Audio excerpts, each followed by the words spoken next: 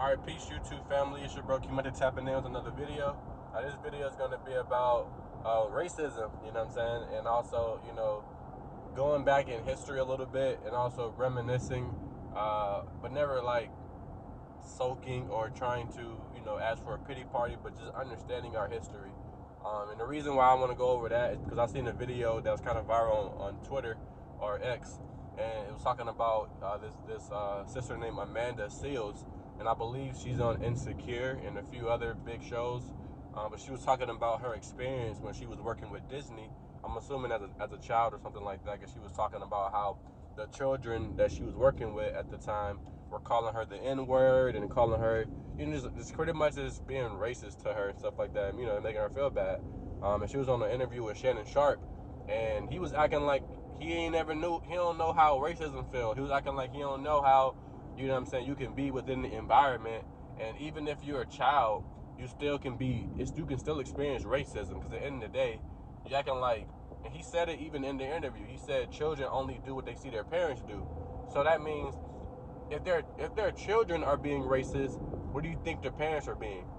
Freaking racist as well. So it's like, I don't get how how that little point went over his head. But at the end of the day, I'm gonna speak on this. At the end of the day, we got to be able to control our own media.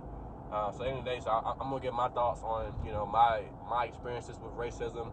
And I don't have a lot of them, just because I grew up in Atlanta, Georgia, and I grew up on the south side of Atlanta, Georgia. So I grew up around a lot of black people, majority anyways.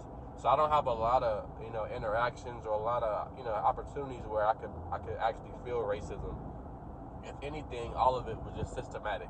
But anyways, when it comes down to when I did feel racism a little bit, it would have to go. The only thing I could think about is maybe when I went to Georgia Southern. And I went to Georgia Southern. It wasn't like a loud racism that I felt. It was a very soft, whispering hint of racism that I felt.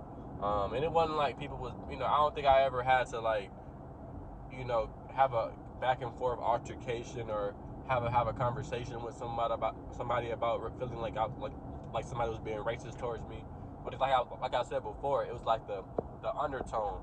You know what I'm saying? I would walk into rooms and then get quiet, or it would just be sometimes when you're in environments and you're the only black person in the environment, you kind of just feel like you stick out like a sore thumb. So it was like, it wasn't like a loud, like, oh my God, this is racist, but it just felt off, it just felt different. Now, does that mean that they was trying to be racist to me? No, that doesn't mean that don't mean that. Does that mean that, them, just because they get quiet when I walk into the room, does that mean that they was being racist to me because of that? No, it doesn't mean any of that. But what I'm speaking to is more so not an overt but a covert sense of racism, to where, like, and I'm gonna give you a even better scenario, because I don't like that one that I just gave you wasn't a really good one, but this one right here is a great one. So I was in Georgia Southern. This is actually my first week in Georgia Southern. I'm not even sure, it may have been my first day in Georgia Southern. And literally, bro, me and my friends, we got into the car, we went to get some groceries, I believe, or we just went somewhere, we just went out, you know what I'm saying? And the minute that we was coming back to our dorms, guess what happens? We get pulled over by the Statesboro police. And then at that particular point, around that time, I was like 18 years old, so I was just getting into my consciousness a lot more. So I put my phone up. I recorded it. I was on my, Trayvon Martin. You know what I'm saying? Other than that, I was really on that kind of timing right now, because I was like, last thing I want is to become another statistic or another black man that get killed by the police. So let me make sure that if this does happen, I got some facts. I can tell my story. You know what I'm saying? If we do make it out of this, I can still, at least at the very least, I can at least share the footage. You know what I'm saying? So, but anyways, long story short, they ended up letting us go. I don't know if he got a ticket or anything like that. But now, that wasn't like a crazy, time when we experienced racism, because as a black man in America, you can get pulled over at any point just for, driving in the car with with three black men in a car with dreads or whatever. You are a suspect to getting pulled over because you fit some type of, look, and they're looking for some type of like mode.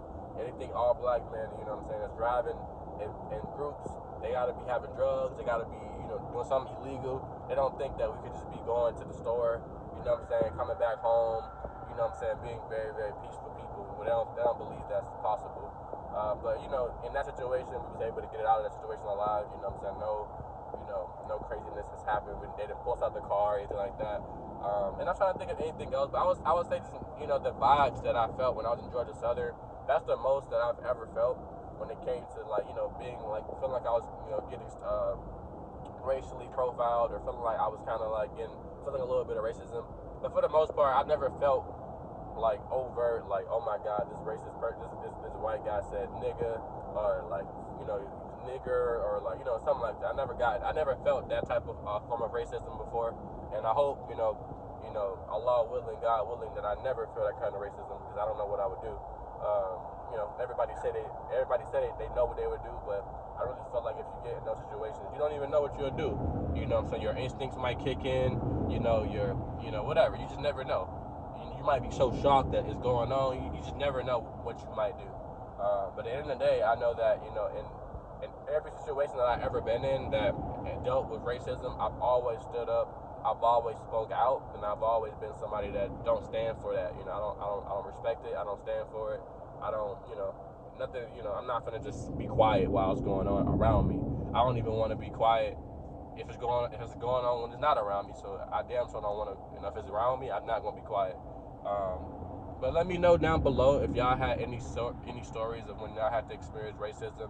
This conversation was sparked by Amanda Seales saying she went to Disney and the kids there were being super racist towards her.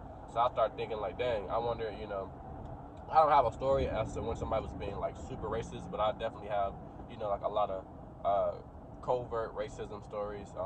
Not a lot of overt, but let me know down below if y'all have anything that y'all want to share. It's your boy Q-Money, it's happening in the video, and I'll see you on my next one, and I am out. Peace.